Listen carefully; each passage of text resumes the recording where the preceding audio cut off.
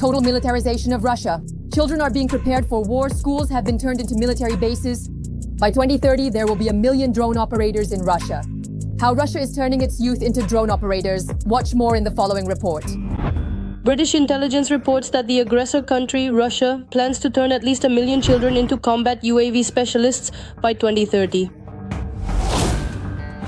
The intelligence officers who used only open sources in their investigation state that such training is a significant step toward the likely further militarization of Russian education, a trend that has intensified since Russia's full-scale invasion of Ukraine in 2022.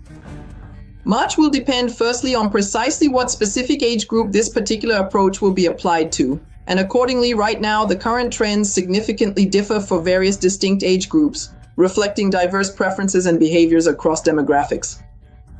From, kindergarten, where they plan to introduce important lessons on significant topics, to teenagers whom they intend to train in various activities involving unmanned aerial vehicles, also known as drones, and their operational procedures.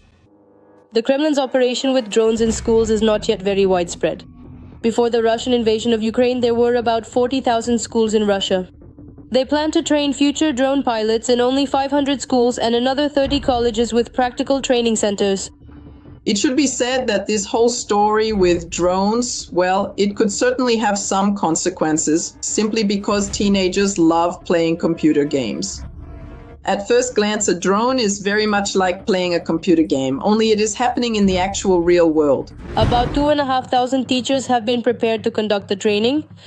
However, the effectiveness of their teaching is unlikely to be high, at the very least because the average Russian teacher is about 45 or 46 years old.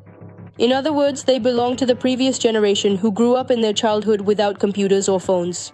In Putin's mind, the capitulation of Ukraine. And yes, if Ukraine were to surrender, which in my opinion is impossible, then yes, he would stop shooting. The question is, what would he do next? And here, the main thing for him, and he formulated this, let me remind you, even before the invasion. For him, it is important to reclaim all the conquests of the now defunct Soviet Union on the European continent. Yes, in other words, he wants to bring at least all the post-Soviet countries back under Moscow's control. Plus, ideally, he would also like to have some influence over the former socialist countries. In fact, this is exactly what his demand is connected to. Let me remind you, to push NATO's borders back to where they were in 1997. Just as it was done in the Soviet Union, Putin is also creating organizations where children are raised. The emphasis in these organizations is on military education. That's how, in fact, the entire Unarmia was born, where children, both Russians and those from temporarily occupied territories, are taught to fight practically from infancy. So why did the Soviet Union actually collapse? Because teachers, and even most of the Soviet bigwigs themselves, no longer believed in the communist idea. And in this particular sense, the very people who are deeply involved in this situation today also genuinely don't believe in the fundamental idea itself. And because of that significant factor, well, there's a rather small chance that UNAMIA still won't be able to fully and completely carry out all of Putin's extensive wishes. Nevertheless, both UNARMIA and additional training in UAVs and other types of, so to speak, military arts will cultivate a spirit of war among the youth, helping Putin to continue fighting not only against Ukraine, but against the whole world. Panic in the Russian army, failures, losses, and fakes instead of victories. Russia has occupied less than 1% of Ukraine in 1,010 days of war. The Ukrainian armed forces leave the enemy no chance. The occupiers are burning along the entire line of contact. The Ukrainian armed forces dominate both in the sky and on the ground. Fake versus reality. Russia tries to deceive the whole world, but the Ukrainian armed forces shatter their plans. Armata. Day 1 273 of the large-scale Russian-Ukrainian war. Almost 3.5 years of daily battles, artillery shelling, drone attacks, and thousands of casualties. But the result, if you look at the battle map, speaks for itself. Moscow, which once boasted it would take Kiev in 72 hours, has captured less than 1% of Ukrainian territory in 1,010 days of bloody fighting. These are the conclusions reached by deep state analysts. Starting from November 12, 2022, the occupied area as of that date was 108,551 square kilometers.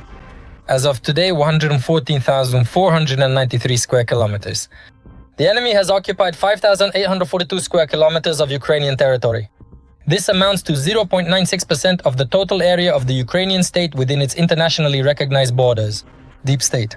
The Russians did indeed achieve significant operational successes, but that was in the first weeks of the invasion, when Ukraine was physically unprepared to face what was once considered the world's second strongest army, which was advancing simultaneously in all directions. In those days, the enemy managed to capture Kherson, Mariupol, and parts of the Kyiv, Chernihiv, and Sumy regions. Everyone realized that they needed to start digging in immediately.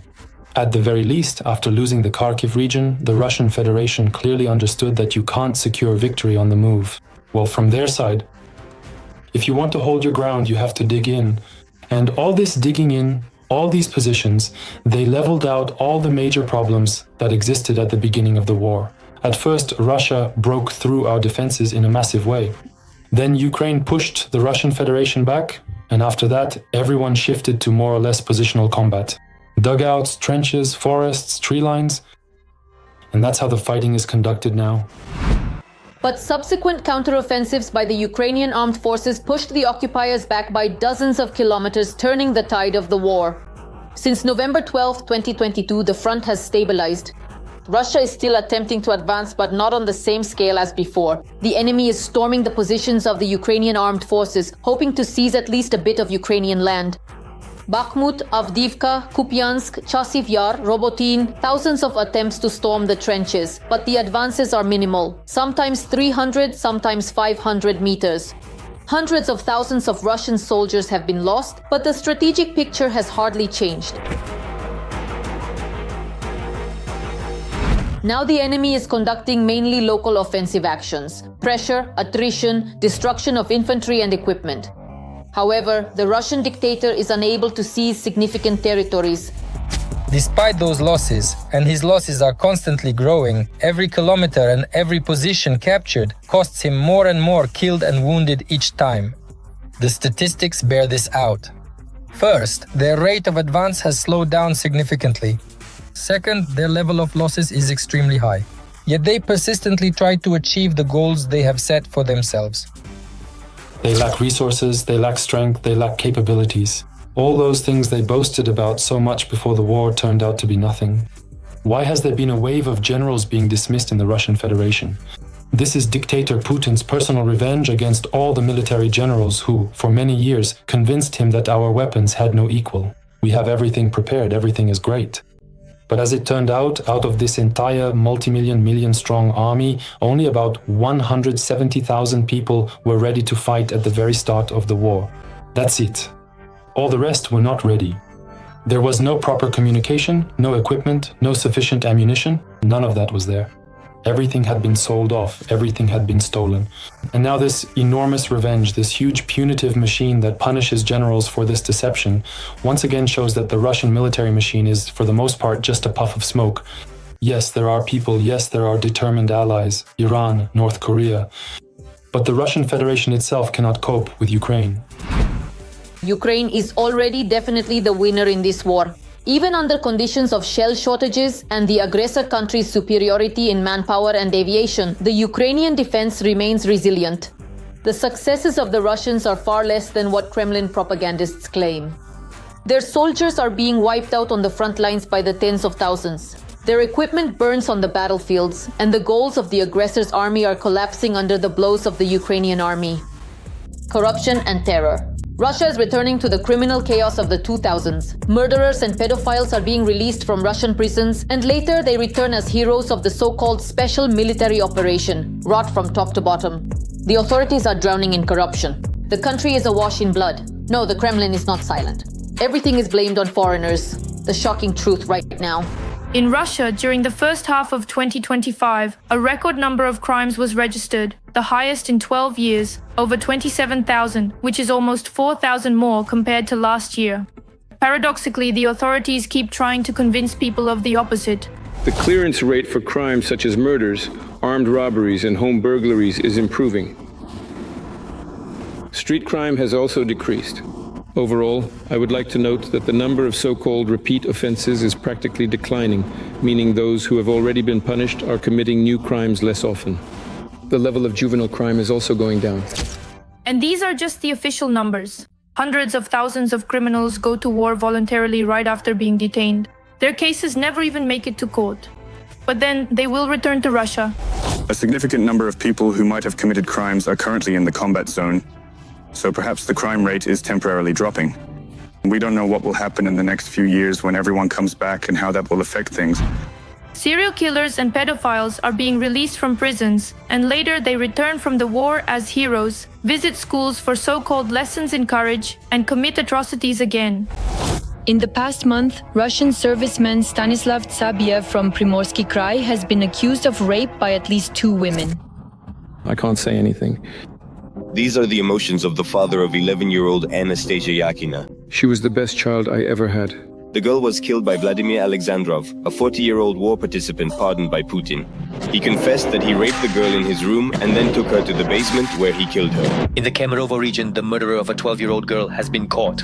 It is former convict Andrei Bykov, who was released after going to fight in Ukraine. 12-year-old Karina disappeared on the morning of June 18th. Her body was found in a well a day later. Bykov is a repeat offender. He has been imprisoned 6 times, including for murder. More than 1,000 dedicated individuals are currently working in various schools and with numerous youth groups. And we will definitely continue to do this. The best upbringing is by personal example. Moreover, they even created a program called Time of Heroes so that criminals could get into government bodies. People who bravely risk themselves, their precious health, and make certain crucial decisions to protect the vital interests of the motherland. They are truly accomplished individuals, fully formed and well-developed personalities who can successfully and efficiently handle tasks of any level of complexity in various diverse fields. And now, according to human rights activists, there is a new trend in Russia that has dramatically increased mobilization. Trump came, he promises peace, he promises that peace will come very soon. And right now, those 5 million could just leave. Vasha got it, but I didn't.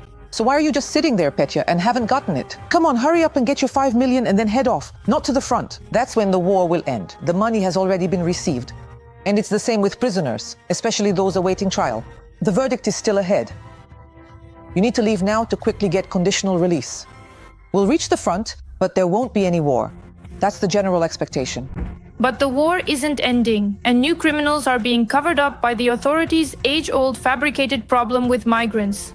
According to the comprehensive results obtained from January to March of the year 2025, unfortunately, and this represents a significant negative trend, there has been a substantial 15% increase in criminal offenses committed by foreign citizens. Do you know what they're up to? It's not just violence. It's the illegal trafficking of narcotics. 65% of the crimes are related to illegal drug trafficking. They're bringing drugs into our country. And the number of lewd acts against children has increased by almost 20%. Right now, out of every 100 rapes that occur, yes, a staggering 96 of them are indeed committed by Russian individuals. There you go. And 4 are committed by migrants. But, well, let the Russians do the raping, according to our narcissist, right? Apparently they think women prefer it when Russians are the ones raping them. There you go. Or killing, because these are serious crimes, right? So when a Russian kills, that's fine with him. I mean, maybe he even feels good about being killed there. When a Russian robs, when he's robbed, that's not so bad for him either. And the situation will only get worse, especially when the war ends and all these so-called heroes return to their hometowns. That is all for the present moment. For more breaking news from the front, tune into the next episode. Every voice matters. Join our community, support independent journalism, and help us bring you the truth from Ukraine. Become a member of Ukraine Today. Join us now.